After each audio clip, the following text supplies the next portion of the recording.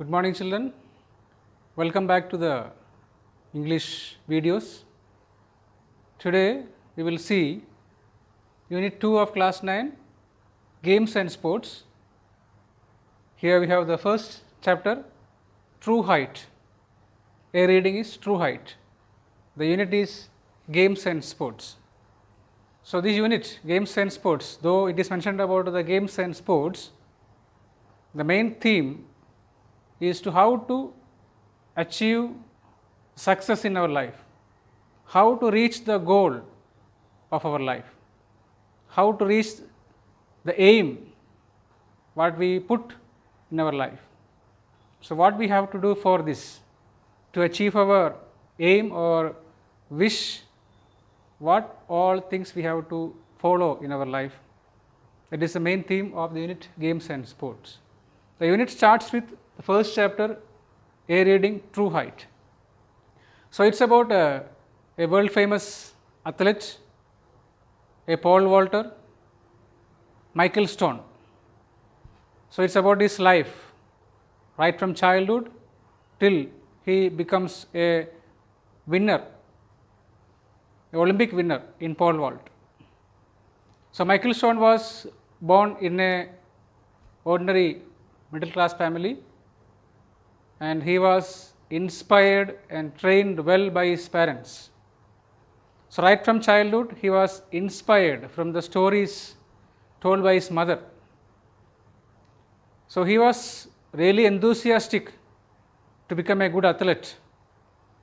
So all the stories told by his mother was really inspiring him to achieve his goal. At the same time, if his father suggested him the ways he has to work hard to achieve his success, to reach his goal, to reach his aim.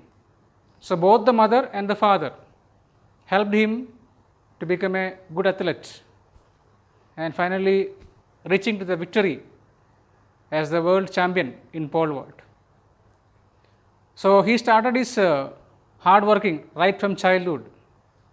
He tried bodybuilding, and he was going for running, and he was listening to the stories shared by his mother, and he was following the guidance and coaching from his father. So through his hard work, he had a goal in his mind, he had a desire in his mind, he had a dream in his mind. So that goal or desire or dream came to reality not only by dreaming but by doing hard work. As you know, our former president, Sri Abdul Kalam, he told once, a dream is not the one what you see in your sleep.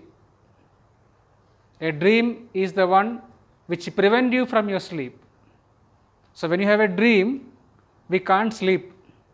The meaning is that our dream should be always haunting us, always making us to work hard more and more to reach that desire, to reach that aim. So that is the real dream one should have in his life or her life. The same way, Michael Stone also had a great dream to become a good athlete. So he was running through the field. He was imagining about flying. He was imagining how to become a good athlete. So imagination or his dream or a desire along with hard work supported by his parents, mainly his father, made him a good athlete, a winner in the Junior Olympics. He became a winner in pole vault. So this is an excellent example how a sportsman should be or how an individual should be. Whether he is a sportsman or an individual, a particular person, if he or she want to achieve success in their life, should be a strong desire to achieve. Along with the desire, we should have a hard working nature also. So that strong desire and hard work from our side, of course, will take us to the success. So this is the point the writer want to say through the story of Michael Stone or the story True Height. So, the word height shows that the excellent example of being having a good quality, a particular quality is called height. So, the life of Michael Stone was an excellent example of maintaining a good quality, that is a strong desire and hard work. So, these two should go together. There is desire, a strong desire, and our hard work should go together to reach the success. So, this is the main point you have to understand from this lesson. So, Michael Stone, he continued his hard work by inspiring from the stories from his mother and following the instruction given by his father, and finally he became a winner. So, here the last few lines will really make you surprising. When you read those last lines of the lesson, they will make you really surprising when you come to know that Michael Stone was partly blind. He was visually impaired. He was a person without proper vision. It's called visually impaired. So, such a person becoming a winner in pole vault, it was only because of his strong desire and hard work. So, it's an excellent example, or it's a true height of good quality a man should maintain his or her life. So, he was not happy with whatever he gained during his efforts, but he expected more, he wanted more. So, we can see the lesson says he was trying to conquer more and more heights in pole vault. When he failed in one attempt, he was not shocked, he was not ready to go back from his attempt, he continued his attempt. So, finally he achieved success.